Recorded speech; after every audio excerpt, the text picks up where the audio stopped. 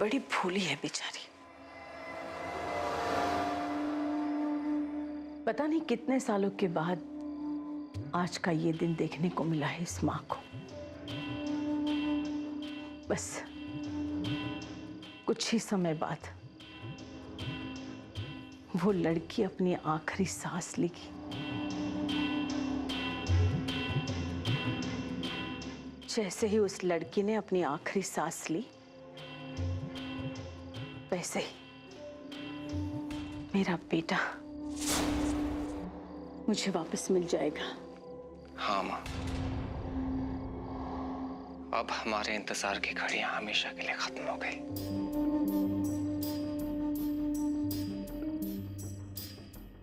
बेचारी नहीं जानती कि पिछले 1 साल से वो किसी आदमी के साथ नहीं बल्कि एक आत्मा के साथ रह रही है।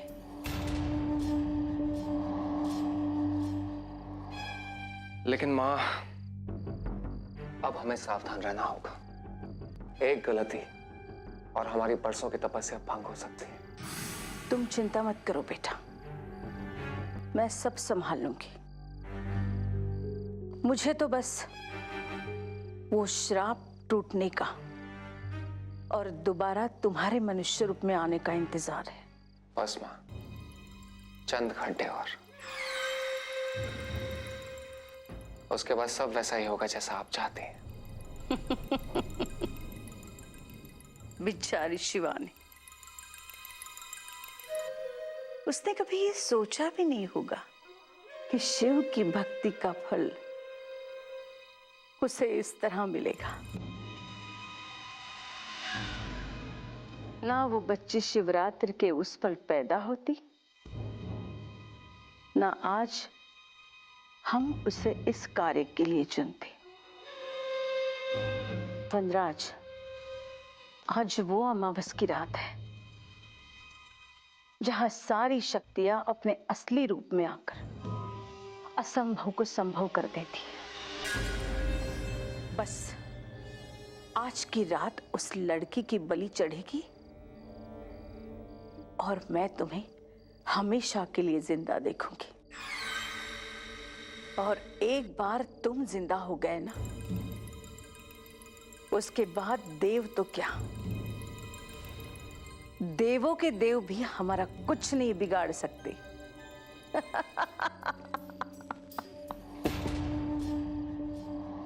अरे वनराज, ये वीरेन कौन है? माँ, उस लड़की को कोई ना कोई तो कहानी सुनानी थी और फिर मीरा के बारे में कुछ ना कुछ बताना ही था, बस इसीलिए।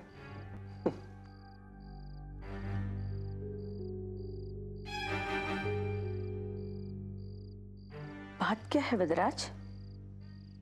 क्या सोच रहे हो? हाँ, मैं सोच रहा हूँ कि कहीं मीरा हमारा बना बनाया खेल बिगाड़ ना दे। नहीं बेटा, ऐसा नहीं होगा। तुम उसकी चिंता मत करो। मैंने आज के दिन के लिए मीरा को अपनी शक्ति से बांध के रखा है। एक बार मीरा तुम्हारी सुहागन बन जाए, उसके बाद सब ठीक हो जाएगा।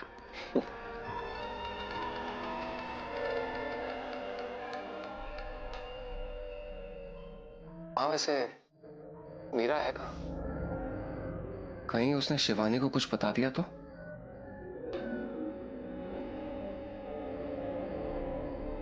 मैं अभी देख कर आता हूँ।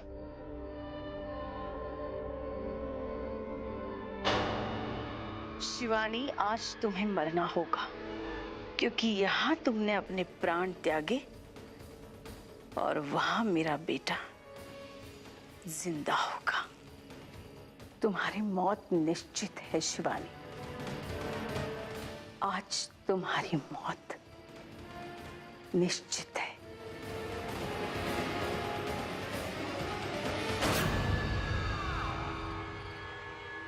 क्या कह रही हैं भाभी? ये मुझे कुछ समझ में नहीं आ रहा है। देखो शिवानी, हम तुम्हारा भला चाहते हैं, इसलिए तुमसे कह रहे हैं कि तुम यहाँ से चले जाओ, जितनी जल्दी हो सके चले जाओ। I'm sure आपको कोई गलत फहमी हुई है भाभी। वनराज ऐसा क्यों करेंगे मेरे साथ? वो मेरे पति है, प्यार करते हैं वो मुझसे। वो मेरे साथ ऐसा कभी नहीं करेंगे। शिवानी, हमें तुमसे जो कहना था हमने कह दिया।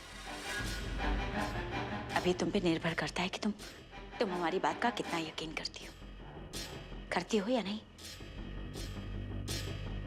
तुम सिर्फ माँ जी पे भरोसा कर सकती हो। और आज अमावस की रात है। आज वनराज को उसके असली रूप में आना ही होगा।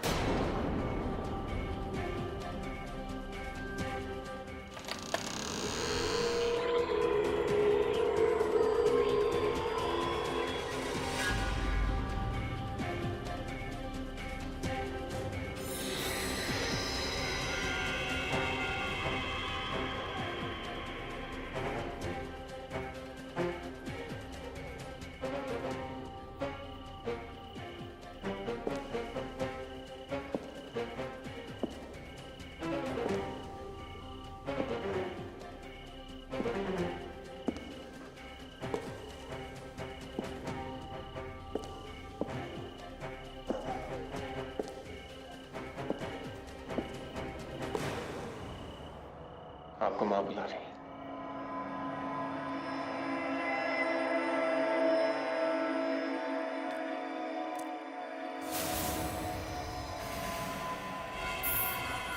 क्या कह रही थी मीरा भाभी? कुछ नहीं, वो हवेली के बारे में बता रही थी। वो बहुत थक गई होगी ना। आज का दिन तुम्हारे लिए आसान नहीं था।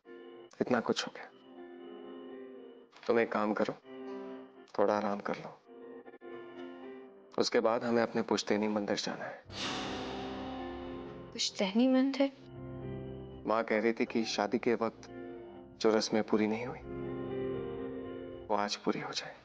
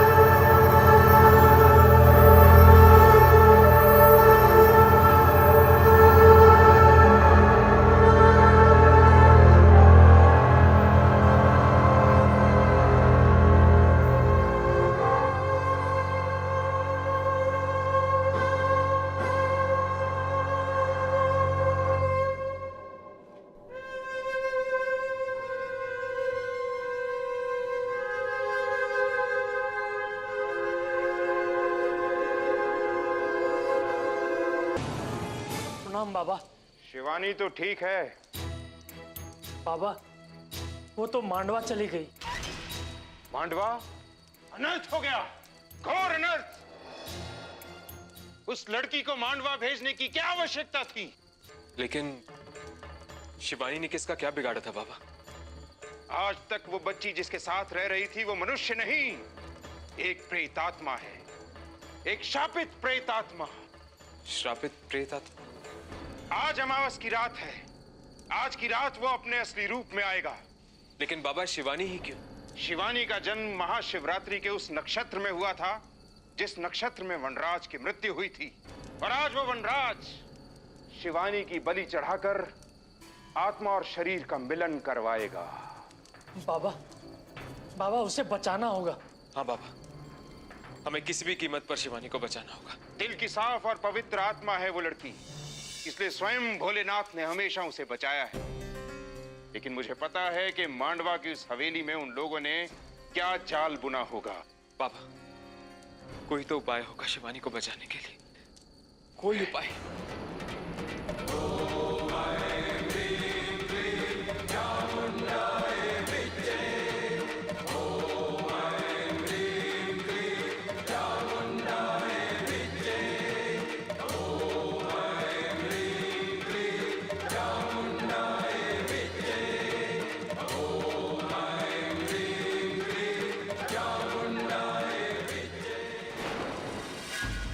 केवल एक उपाय है उस पापी प्रेतात्मा का अंत करने का।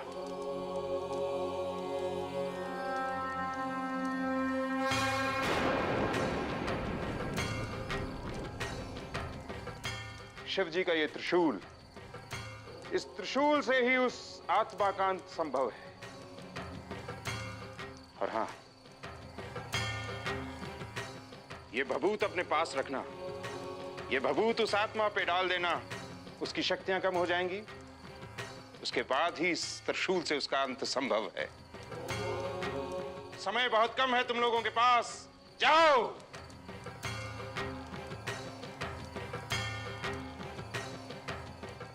भोलेनाथ उस बच्ची की रक्षा करना। ओम नमः शिवाय।